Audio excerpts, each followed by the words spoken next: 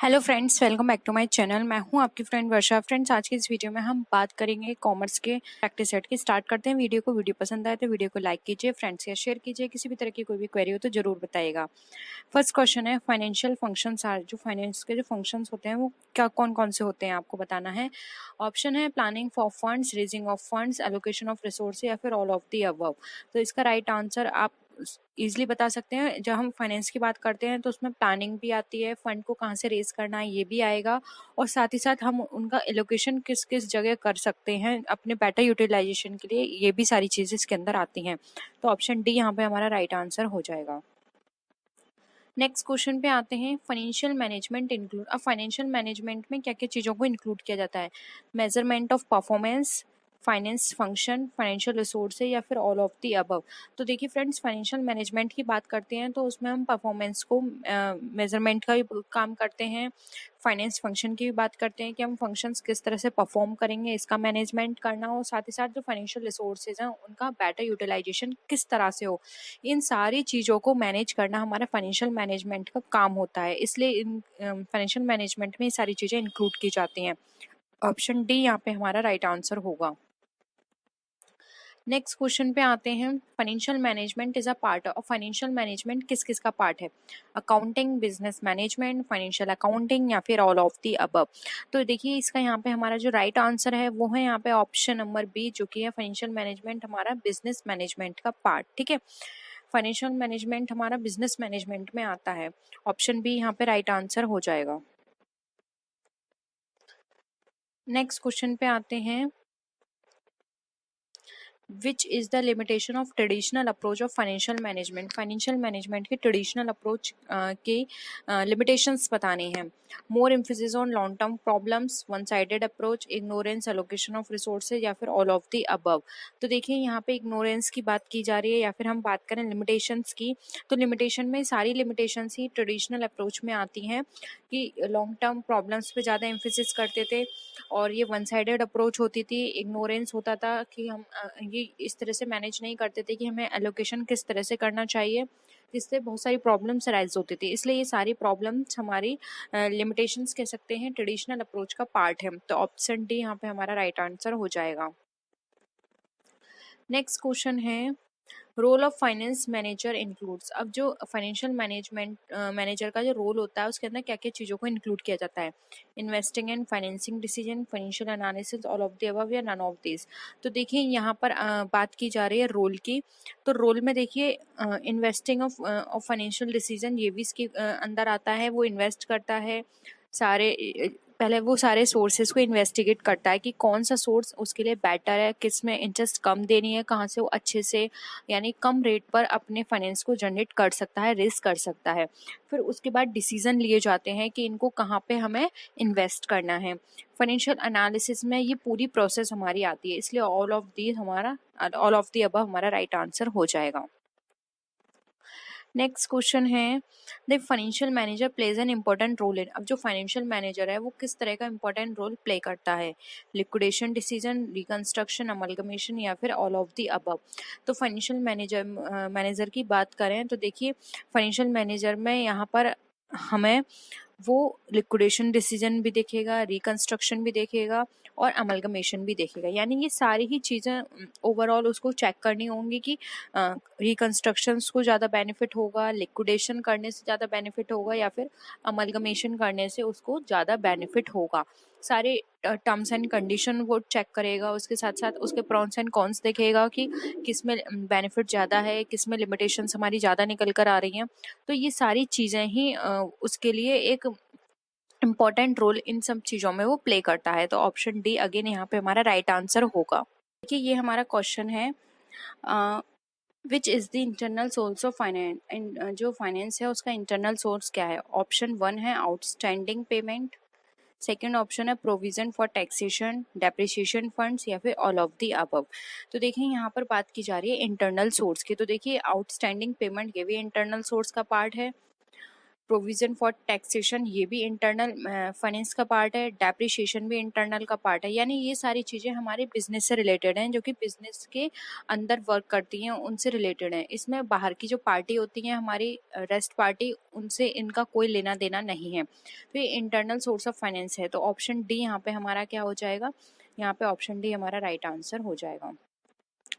Next है which is external source of finance. अब इसमें से एक्सटर्नल सोर्स ऑफ फाइनेंस कौन सा है हमें ये बताना है। Letter of credit, finance from companies, advance from customer या फिर ऑल ऑफ द अबव। तो देखिए लेटर ऑफ क्रेडिट भी हमारा एक्सटर्नल है। लेटर ऑफ क्रेडिट बैंक से लिया जाता है। Finance from company, different company से फाइनेंस जनरेट करना। एडवांस फ्रॉम कस्टमर, किसी भी कस्टमर से एडवांस लेना एज अ लोन। तो ये सारी चीज़ें क्या हैं, ये हमारी एक्सटर्नल पार्टी को बता रही हैं, इसलिए ये external source of finance, option D right answer हो जाएगा। नेक्स्ट क्वेश्चन है which is the function of treasurer. अब ट्रेजरर का क्या फंक्शन होता है आपको ये बताना है। Management of pension, management of credit, both A and B या फिर नन ऑफ द अबव। तो देखिए ट्रेजरर जो होता है वो हमारे मनी से कंसर्न होता है, ठीक है। मनी का सारा लेन देन उसके हाथ में होता है, किस तरह से क्या काम करना है। तो देखिए मैनेजमेंट ऑफ पेंशन, जो पेंशन दी जा रही है उसको किस तरह से मैनेजमेंट किया जा रहा है, किस हिसाब से पेंशन देनी है, कब देनी है, ये सारा काम ट्रेजरर का है। उसके बाद मैनेजमेंट ऑफ क्रेडिट, जो भी क्रेडिट है उसको मैनेज करके चलना भी ट्रेजरर का काम है। तो ट्रेजरर के ये दोनों ही फंक्शंस हैं, इसलिए option C both A and B हमारा राइट आंसर हो जाएगा। नेक्स्ट क्वेश्चन है the financial management is responsible for the. अब जो फाइनेंशियल मैनेजमेंट है वो हमारा किसके लिए रिस्पॉन्सिबल होगा। Controlling of the organisation, organisation training, performance, recording the transactions या फिर financial functions of the firm. अब यहाँ पे फाइनेंशियल मैनेजमेंट की रिस्पॉन्सिबिलिटी की बात आ रही है, तो आप ऑप्शंस पढ़ के खुद पता लगा सकते हैं। देखिए यहाँ पे कंट्रोलिंग द ऑर्गेनाइजेशन, ये फाइनेंशियल मैनेजमेंट नहीं, ये मैनेजमेंट का पार्ट है। फाइनेंस मैनेजमेंट नहीं बोल सकते, ये मैनेजमेंट का पार्ट है। ऑर्गेनाइजिंग ट्रेनिंग प्रोग्राम, ये भी मैनेजमेंट का पार्ट है। रिकॉर्डिंग द ट्रांजेक्शन, ये भी मैनेजमेंट का पार्ट है, ठीक है। मतलब ओवरऑल ये मैनेजमेंट के पार्ट को बता रहे हैं, लेकिन ये स्पेसिफिकली फाइनेंशियल मैनेजमेंट का पार्ट नहीं बता रहे। जबकि यहाँ पे फाइनेंस की बात की जा रही है तो ये फाइनेंस मैनेजमेंट का पार्ट है, इसलिए ऑप्शन डी यहाँ पे हमारा राइट आंसर हो जाएगा। नेक्स्ट क्वेश्चन है फाइनेंशियल मैनेजमेंट इज दी। अब फाइनेंशियल मैनेजमेंट क्या है। Application of planning and control app functions through the finance function, application of cost plan in respect of production या फिर एप्लीकेशन ऑफ कॉस्टिंग सिस्टम या फिर art of recording. तो देखिए art of recording क्या होती है। आर्ट ऑफ रिकॉर्डिंग हमारी क्या कहलाती है, बुक कीपिंग कहलाती है। एप्लीकेशन ऑफ कॉस्टिंग सिस्टम, ये हमारे कॉस्टिंग अकाउंटिंग का पार्ट है। Application of cost plan in respect of production, ये भी हमारे कॉस्ट अकाउंटिंग का पार्ट है। अब यहाँ पे फाइनेंशियल मैनेजमेंट की बात की जा रही है, तो देखो फाइनेंस मैनेजमेंट में फाइनेंस से कंसर्न है, इसलिए ऑप्शन ए यहाँ पे हमारा राइट आंसर हो जाएगा। नेक्स्ट क्वेश्चन है payback reciprocal method of ranking investment proposal should be used only when. अब जो पेबैक रेसिप्रोकल मेथड जो है रैंकिंग इन्वेस्टमेंट करने के, उसमें हम क्या यूज होगा जब, मतलब ऐसी कौन सी कंडीशंस होंगी वो हमें बतानी है। Annual savings are even for the entire period. अब जो एनुअल सेविंग्स है वो हमारी इवन है एंटायर पीरियड के लिए। या फिर the economic life of the project is at least twice of the payback period, यानी कि जो इकोनॉमिक लाइफ है हमारे प्रोजेक्ट वो हमारे पेबैक पीरियड में एटलीस्ट ट्वाइस हो पेबैक पीरियड के अकॉर्डिंग, या फिर बोथ ए एंड बी या फिर ऑल ऑफ द अबव। तो देखिए यहाँ पे ये दोनों ही कंडीशंस हमारे लिए ठीक है। हम रेसिप्रोकल मेथड जो है रैंकिंग इन्वेस्टमेंट प्रपोजल का, वो हम यूज़ करेंगे जब हमारी जो एनुअल सेविंग्स हैं वो इवन होंगी एंटायर पीरियड के लिए, और जो हमारा इकोनॉमिक लाइफ जो है किसी भी प्रोजेक्ट की, वो पेबैक पीरियड से ट्वाइस में निकल कर आएगी। यानी कि जब आप सॉल्यूशन निकालेंगे तब वहाँ पे जो हमारा पेबैक पीरियड होगा उससे हमारी इकोनॉमिक लाइफ ट्वाइस होगी, यानी कि डबल होगी। तब इस कंडीशंस में हम अपना payback reciprocal method of ranking investment हम यूज़ करेंगे, ठीक है। तो यहाँ पे ऑप्शन सी हमारा राइट आंसर हो जाएगा। नेक्स्ट में क्वेश्चन है विच इज़ द मेरिट्स और advantage of net present value method. अब आपने नेट प्रेजेंट वैल्यू मेथड पढ़ा होगा, तो उसमें आपको बताना है कि आप इसके क्या एडवांटेज या मेरिट होती हैं। This method consist the entire economic life of the project, यानी कि ये जो मेथड होता है ये कंसिडर करता है बताता है पूरी प्रोजेक्ट की इकोनॉमिक लाइफ को, या फिर it takes into account the objective of maximum profitability, यानी कि ये जो भी मैक्सिमम प्रॉफिटेबिलिटी होती है उसके ऑब्जेक्टिव को बताता है। It methods can be applied where cash inflows are even, जब हमारा कैश इनफ्लोज इवन होता है ये वहाँ यूज किया जाता है, या फिर ऑल ऑफ द अबव। तो देखिए यहाँ पर जो हमारा प्रेजेंट वैल्यू मेथड है, नेट प्रेजेंट वैल्यू मेथड, ये हमारी इकोनॉमिक लाइफ को बताता है, ये बात तो बिल्कुल सही है, तो ये ऑप्शन सही है हमारा। फिर है it taken into account the objective of maximum profitability, जहाँ पे मैक्सिमम प्रॉफिटेबिलिटी की बात की जा रही है वहाँ यूज होगा, ये भी बिल्कुल सही है। फिर है this method can be applied where cash inflows are even, ये भी बिल्कुल सही बात है कि जहाँ पे हमारा कैश इनफ्लोज इवन होता है वहाँ पे इसको मेथड को यूज किया जाता है। तो यहाँ पे option D all of the above हमारा राइट आंसर हो जाएगा। नेक्स्ट क्वेश्चन है, बहुत ही सिंपल क्वेश्चन है फ्रेंड्स, और ये क्वेश्चन पूछा गया है आपके एग्जाम में। Which is the type of leverage, operating leverage, financial leverage, both A and B, या फिर नन ऑफ द अबव। तो फ्रेंड्स आपको उन्हें लिवरेज पढ़े होंगे तो आपको पता होगा 3 तरह के लिवरेज होते हैं, ऑपरेटिंग, फाइनेंशियल और इन्वेस्टमेंट। ठीक है, तो देखिए तो यहाँ पर और ये 2 दे रखे हैं, इसलिए ऑप्शन सी राइट आंसर होगा, both A and B. Next है which factor determines capital structure. अब कैपिटल स्ट्रक्चर कौन सा फैक्टर हमें डिटरमाइन करता है ये बताना है, risk, cost of capital, trading on equity, या फिर ऑल ऑफ द अबव। तो आपने कैपिटल स्ट्रक्चर भी बनाया हो, कैपिटल स्ट्रक्चर हमारा किस तरह से बनाया जाता है, डेट और इक्विटी के बेसिस पे बनाया जाता है। ठीक है, तो यहाँ पे कैपिटल स्ट्रक्चर हमारे किस फैक्टर को डिटरमाइन करता है, तो देखिए कैपिटल स्ट्रक्चर में सबसे पहले रिस्क फैक्टर को कंसीडर किया जाता है। हम ये देखते हैं कि हमारा रिस्क फैक्टर किस में है, हम उस पर ज़्यादा रिलाय नहीं करते हैं। जैसे कि मैंने आपको बताया डेट एंड इक्विटी होती है, तो अगर इक्विटी में हमारा अमाउंट ज़्यादा निकल कर आ रहा है, हमारा उसमें ज़्यादा खर्चा हो रहा है, तो हम वो पोर्शन ना लेकर हम अपने डेट पोर्शन को बढ़ा देते हैं। लेकिन अगर हमें लगता है कि डेट पोर्शन हमारे लिए यहाँ पे ज़्यादा महंगा पड़ेगा तो हम इक्विटी पोर्शन अपना इंक्रीज कर देते हैं। तो डेट और इक्विटी के बेसिस पे कैपिटल स्ट्रक्चर बनता है। तो रिस्क फैक्टर इंक्लूड करते हैं, कॉस्ट ऑफ कैपिटल को हम चेक करते हैं और साथ साथ ट्रेडिंग ऑन इक्विटी को भी चेक करते हैं। इसलिए ये सारे फैक्टर्स हमारे कैपिटल स्ट्रक्चर को डिफाइन करते हैं कि हमारा कैपिटल स्ट्रक्चर किस तरह का है, और इसलिए ऑप्शन डी हमारा ऑल ऑफ द अबव यहाँ पे राइट आंसर हो जाएगा। नेक्स्ट क्वेश्चन है which is the determinants of capital structure. अब कैपिटल स्ट्रक्चर के कौन कौन से डिटर्मिनेंट्स हैं वो देखने हैं, government policy, control, tax, requirement of investors. ठीक है, तो देखिए यहाँ पर कैपिटल स्ट्रक्चर के बेसिस पे बात करें तो वैसे तो ये सारे ही फैक्टर्स हमें कहीं ना कहीं इफेक्ट करेंगे, लेकिन जो सबसे ज़्यादा इफेक्ट करेगा वो है हमारा गवर्नमेंट पॉलिसी। अगर गवर्नमेंट पॉलिसी में कुछ इस तरह के टर्म्स हैं कि हमारा जो डेट है वो पोर्शन पे हमें ज़्यादा इंटरेस्ट देना है, या फिर इक्विटी है उसमें हमें ज़्यादा इंटरेस्ट देना है, तो उसके बेसिस पर ये सारी चीज़ें वेरी कर जाती हैं। तो सबसे पहले हमें गवर्नमेंट पॉलिसी देखनी पड़ती है, उसके बाद हम कंट्रोल देखते हैं किस तरह का है, क्योंकि ये इंटरनल है, टैक्स देखते हैं, रिक्वायरमेंट ऑफ इन्वेस्टर्स देखते हैं, ये अदर फैक्टर्स हैं, लेकिन गवर्नमेंट पॉलिसी हमारे लिए सबसे ज़्यादा इंपॉर्टेंट रोल प्ले करती है, इसलिए यहाँ पे ऑप्शन ए राइट आंसर हो जाएगा। नेक्स्ट क्वेश्चन है the proposal is accepted if the profitability index is more than. अब हमारा प्रपोजल एक्सेप्ट हो रहा है जब हमारा प्रॉफिटेबिलिटी इंडेक्स जो है मोर देन कितनी होती है ये बतानी है हमें। तो देखिए यहाँ पर हम बात करें तो 1, 0, 3 या फिर 5, तो हमारा प्रपोजल एक्सेप्ट हो जाता है जब हमारी प्रॉफिटेबिलिटी इंडेक्स जो है वो हमारे यहाँ पर 1 निकल कर आती है, मोर देन 1। अगर एक से ज़्यादा प्रॉफिटेबिलिटी इंडेक्स होगा तो वहाँ पे जो भी प्रपोजल हम जिसके बेसिस पर ये इंडेक्स निकाल रहे हैं वो हमारा एक्सेप्ट कर लिया जाता है। ठीक है, नेक्स्ट है the proposal is rejected in case the profitability index. अब आप इसके बेसिस पर भी इसका आंसर दे सकते हैं, बहुत सिंपल है, लेस देन 1। ठीक है, एक से ज़्यादा है तो एक्सेप्ट कर लेंगे, एक से कम है तो हम उसको क्या करेंगे, रिजेक्ट कर देंगे। नेक्स्ट है which is a approach of valuation. अब आपको वैल्यूएशन अप्रोच बतानी है कौन कौन सी होती हैं, asset based approach to valuation, earning based approach to valuation, market value based approach to valuation, या फिर ऑल ऑफ दी अबव। तो यहाँ पे वैल्यूएशन के बेसिस पे बात करें तो देखिए यहाँ पे इसका जो राइट आंसर है वो है ऑप्शन नंबर डी, क्योंकि देखिए ये सारी ही अप्रोच हमारी वैल्यूएशन का होती हैं, असेट के बेसिस पे वैल्यूएशन करना, अर्निंग के बेसिस पर, या फिर मार्केट के बेसिस पर। ठीक है, तो ऑप्शन डी राइट आंसर हो जाएगा। नेक्स्ट है total assets minus total external liabilities equal to. तो ये फॉर्मूला आपको बताना है, आपने कुछ कॉमन जो हमारे रेशियोज होते हैं उनके फॉर्मूले आपको याद होने चाहिए।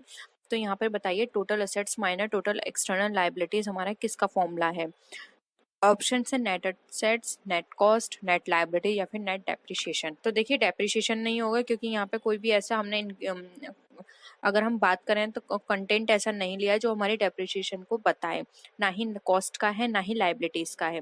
टोटल असेट्स हमने लिया है यानी कि हमें नेट असेट्स की बात करेगा, तो ऑप्शन ए यहाँ पे हमारा राइट आंसर हो जाएगा। नेक्स्ट क्वेश्चन है the arrangement of working capital and current assets can be done only by. अब जो हमारा वर्किंग कैपिटल का जो अरेंजमेंट है और जो करंट असेट्स का है वो हमारे किसके द्वारा पूरा होता है, शॉर्ट टर्म सोर्स के द्वारा, cost of capital, long term capital या फिर फाइनेंशियल प्लान के द्वारा। तो देखिए यहाँ पर इसका जो राइट आंसर है वो है ऑप्शन नंबर ए, क्योंकि देखिए वर्किंग कैपिटल भी हमारा शॉर्ट टर्म का पार्ट है, करंट असेट्स भी है ये हमारा शॉर्ट टर्म का पार्ट है। इसकी जगह अगर हमारे करंट असेट्स की जगह फिक्स असेट्स होती तो ये हमारा लॉन्ग टर्म का पार्ट हो जाता, लेकिन फिर भी वर्किंग कैपिटल दे रखा है, वर्किंग कैपिटल हमारा हमेशा शॉर्ट टर्म पार्ट को बताता है, तो शॉर्ट टर्म सोर्स के का ये हमारा पार्ट हो जाता है। नेक्स्ट क्वेश्चन है प्रॉफिट मैक्सिमाइजेशन इज। अब प्रॉफिट मैक्सिमाइजेशन क्या होता है। ऑप्शन 1 है it is indicator of economic efficiency, primary objective of business, measurement of sources of business decision या फिर ऑल ऑफ दी अबव। तो देखिए यहाँ पर अगर हम बात करें प्रॉफिट मैक्सिमाइजेशन की, तो प्रॉफिट मैक्सिमाइजेशन ये हमारी इकोनॉमिक एफिशिएंसी का इंडिकेटर होता है। यस, इसके थ्रू हम पता लगा सकते हैं कि हमारे इकोनॉमिक एफिशिएंसी किस तरह से जा रही है। अगर हमारा प्रॉफिट मैक्सिमाइजेशन इंक्रीज होगा तो हमारी इकोनॉमिक एफिशिएंसी भी इंक्रीज हो जाएगी, तो ये करेक्ट है। नेक्स्ट है प्राइमरी ऑब्जेक्टिव बिजनेस। यस, ये सब लोग बोलते हैं कि सर्विस मोटिव होना चाहिए, सर्विस मोटिव होना चाहिए, लेकिन फिर भी फ्रेंड्स ये जो हमारा प्रॉफिट मैक्सिमाइजेशन होता है ये सभी कंपनियां ये अपना बिजनेस करती हैं प्रॉफिट के लिए, तो वो ये देखती हैं कि उनका प्रॉफिट कितना हो रहा है, वो इस तरह की प्लानिंग करते हैं, इस तरह के प्रोडक्ट लॉन्च करते हैं कि ज़्यादा से ज़्यादा उनका प्रॉफिट हो, तो प्राइमरी ऑब्जेक्टिव होता है बिजनेस का, ये भी सही है। फिर है measurement of sources of business decision. अब जो बिजनेस डिसीजंस होते हैं वो सारे इसके थ्रू मेजर किए जाते हैं, यानी बिजनेस डिसीजन की सक्सेस, यानी कि किसी भी कंपनी ने कोई भी नया प्लान लॉन्च किया था जिसके बेसिस पर उसे ज़्यादा प्रॉफिट हुआ, कोई प्रोजेक्ट उसने किया था, कोई एडवर्टीजमेंट करवाया था, तो ये सारी चीज़ें ये बताती हैं कि मैंने जो एडवर्टीजमेंट करवाया था वो हमारा सक्सेस रहा क्योंकि प्रॉफिट हमारा इंक्रीज हो गया, या फिर हमने जो न्यू जो भी हमने पॉलिसी अडॉप्ट की थी, जो भी न्यू प्लान बनाए थे वो हमारे सक्सेस रहे क्योंकि हमें प्रॉफिट इंक्रीज हुआ, तो ये भी हमारा करेक्ट है। तो ऑप्शन डी यहाँ पे हमारा राइट आंसर हो जाएगा। नेक्स्ट क्वेश्चन है if the equity shareholder purchases the shares of the company at more than the face value of the shares then the dash is calculated। यानी कि कोई इक्विटी शेयर होल्डर है उसने purchase किए हैं कंपनी के shares को, और वो जो परचेज किए हैं शेयर्स वो फेस वैल्यू से ज़्यादा के हैं, तब हम क्या कैलकुलेट करेंगे, dividend yield ratio, earning yield ratio, पे आउट रेशो या फिर डेट इक्विटी रेशो। तो देखिए यहाँ पर इसका जो राइट आंसर है वो है ऑप्शन नंबर बी, वहाँ पर हम अर्निंग यील्ड रेशो चेक करेंगे कि हमारी कितनी अर्निंग हुई, ठीक है, ऑप्शन बी राइट आंसर है। नेक्स्ट क्वेश्चन है the cost of depreciation funds is calculated according to. अब जो डेप्रिसिएशन फंड की जो कॉस्ट है वो किसके अकॉर्डिंग कैलकुलेट की जाती है, opportunity cost theory, flow accounting theory या फिर रिजर्व थ्योरी। तो यहाँ पर डेप्रिसिएशन फंड्स की कॉस्ट की बात की जा रही है, तो इसका राइट आंसर होगा ऑप्शन नंबर ए। जो डेप्रिसिएशन फंड की जो कॉस्ट है वो हम अपॉर्चुनिटी कॉस्ट थ्योरी के बेसिस पर कैलकुलेट करते हैं, ऑप्शन ए राइट आंसर है। नेक्स्ट क्वेश्चन है if cash inflows are not uniform the calculation of payback period takes a. यानी कि जो हमारे कैश इनफ्लोज जो होते हैं वो हमारा यूनिफॉर्म नहीं होता, यानी अनइवन होता है, the calculation of payback period takes a. तो कैलकुलेशन जो होती है पेबैक पीरियड की वो क्या लेती है, कॉमन प्रॉफिट को, फेवरेबल पोजीशन, क्यूमुलेटिव फॉर्म या फिर ऑल ऑफ द अबव। तो इसका राइट आंसर है ऑप्शन नंबर सी, वो हमारे क्यूमुलेटिव फॉर्म को लेती है, क्योंकि यूनिफॉर्म नहीं है, अनइवन है, तो उसको क्यूमुलेटिव प्रोसेस से उसको चेक करना पड़ेगा पेबैक पीरियड को, ठीक है, ऑप्शन सी यहाँ पे हमारा राइट आंसर है। अब आता है capital budgeting. Capital budgeting is, अब कैपिटल बजटिंग क्या है, related to long term, long time है, प्रॉफिट है, रिलेटेड टू शॉर्ट टाइम है, या फिर सेल्स है। तो कैपिटल बजटिंग की यहाँ पर बात करें तो कैपिटल बजटिंग हमारा लॉन्ग टाइम के लिए होता है, ठीक है। ये हमारी फ्यूचर के लिए हम बना के रखते हैं बजट, जैसे कि आपको पता है बजट किसके लिए होता है, फ्यूचर के लिए होता है, तो ये लॉन्ग टाइम के लिए होता है, ठीक है। नेक्स्ट है capital budgeting actually the process of making investment decision since, यानी जो कैपिटल बजटिंग है वो हमारी एक्चुअली किस चीज़ की प्रोसेसिंग बताती है इन्वेस्टमेंट डिसीजन में, सेल्स प्लानिंग की, प्रोडक्शन प्रोसेस एंड स्टाइल की, फिक्स असेट्स की, या फिर करंट असेट्स की। तो देखिए यहाँ पे हमारा जो राइट आंसर होगा, जो कैपिटल बजटिंग होती है वो हमारी इन्वेस्टमेंट डिसीजन लेती है हमारे फिक्स असेट्स के बेसिस पर। तो ऑप्शन सी यहाँ पे हमारा राइट आंसर हो जाएगा। तो फ्रेंड्स आज के लिए इतना ही। आई होप आपको क्वेश्चंस पसंद आए होंगे। आपके टोटल कितने क्वेश्चंस ठीक हुए प्लीज़ कमेंट सेक्शन में ज़रूर बताइएगा, और किसी भी तरह की कोई भी क्वेरी हो तो ज़रूर बताइएगा। नेक्स्ट वीडियो में फिर मिलते हैं आपसे और भी वीडियोज़ के साथ। तब तक के लिए टेक केयर, बाय बाय।